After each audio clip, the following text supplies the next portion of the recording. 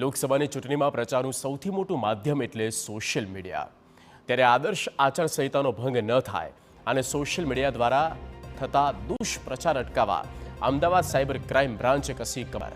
Cyber crime બ્રાન્ચે ચૂંટણી પંચના આદેશ બાદ સોશિયલ મીડિયા પર વોચ રાખવા બનાવ્યો એક્શન પ્લાન। સાયબર ક્રાઇમની ટીમ સોશિયલ મીડિયા પર કરાતી વિવિધ પોસ્ટ પર બાજ નજર રાખશે।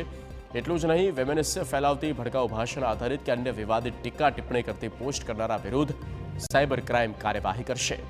યુટ્યુબ પર અપલોડ કરાતા ઓડિયો વિડીયોની પણ થશે તપાસ।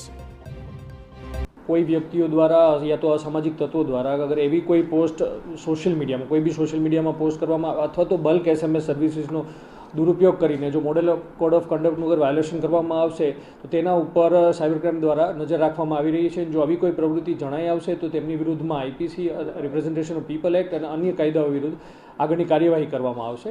બીજું, આ અન્વયે આપના માધ્યમ દ્વારા અમે એક હેલ્પલાઇન નંબર ડિક્લેર કરી રહ્યા છીએ, તો પબ્લિક બી આવી કોઈ એક્ટિવિટી જો તેમના ધ્યાને આવે તો એ હેલ્પલાઇન નંબર ઉપર દ્વારા અમને જાણ કરી શકશે।